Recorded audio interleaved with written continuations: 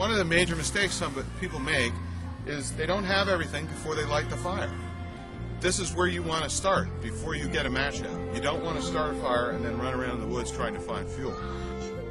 To build a successful fire, the first thing you need is something to get it going, and that's tinder.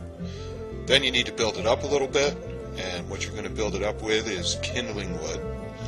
And finally, you're going to feed the fire with fuel wood.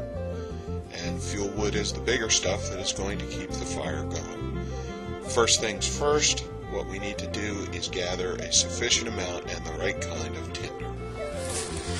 Okay, what we're picking is tinder, and we want it about as big around as a pencil lead. That's right, just about as big as a pencil lead, just like you see here in my hand. You notice what I'm picking is stuff that snaps right off, not things that bend. If it bends, it's too wet and it's not going to burn. And just about anywhere where there's a deciduous forest, there's going to be plenty of these little pieces of pencil lead sized wood. Don't get little short pieces, get at least as long as a span between your finger and your thumb. And it's just a rule of thumb. We're not building a cathedral or a nuclear power plant. So if some are a little bigger, some are a little smaller, that's fine. A little longer, a little shorter, no big deal.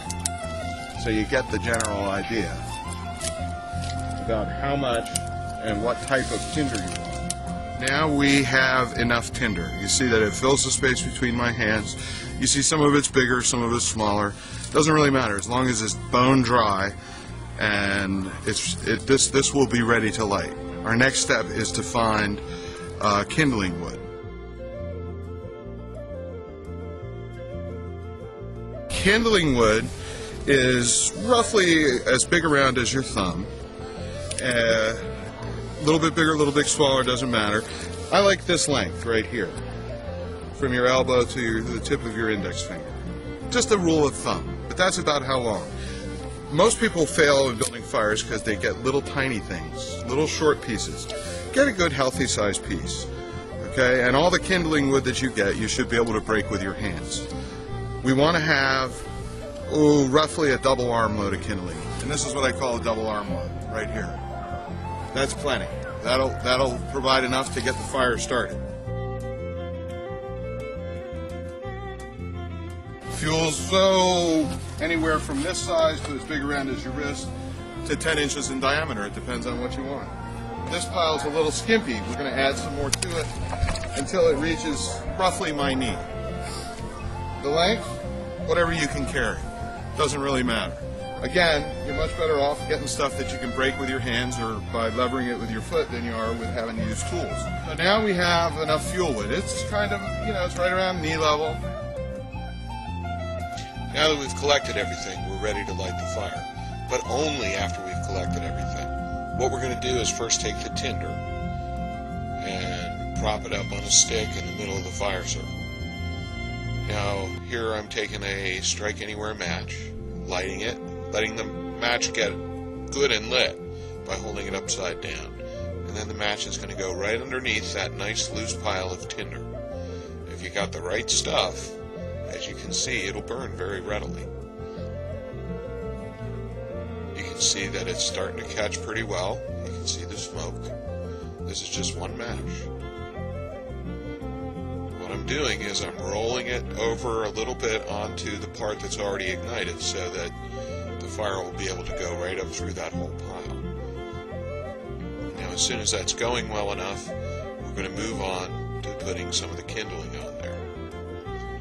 And we're not making a log cabin, we're not making a teepee, we're not making the Taj Mahal, we're just putting wood on the fire. Stacked nice and loosely, lots of smoke now, and pretty soon it'll flash over and it will really catch. Now you can pile as much of that kindling on here as you need to. You'll find, especially if your wood is a little damp, that the more you pile on, the drier it'll get as the heart of the fire grows. We had a pretty good dry day when we were making this, so we were able to get a fire going pretty easily. It can be a little more difficult. As the fire starts to build now, I'm going to keep adding kindling to it to build it up a little bit more. And then we're going to pile fuel wood on top. And here's what it looks like when you have the fuel wood on top. So it's really quite simple. Anybody can build a fire. Just remember what you need. Tinder to get the fire going. About as big around as a pencil lead. No shorter than the width between your finger and your thumb when you stretch your hand out. And you need to fill the circle that's made by your thumb and your fingers when you hold them together like I'm showing you here. The next thing is kindling, which should be about as big around as your thumb. This is going to help you build the fire up. It should be about as long as the distance between the crook of your arm and your outstretched fingers. And you need a double arm load. Don't skimp on kindling. You don't want to be running around just when you're getting your fire going trying to find fuel for it. And finally, the fuel wood. Fuel wood, get a pile about as high as your knee, and that's anything that's bigger around than the kindling wood that you gather. So if you stick to these simple rules, you should be able to light a fire pretty reliably every time with one match. Good luck, and be safe with your fires.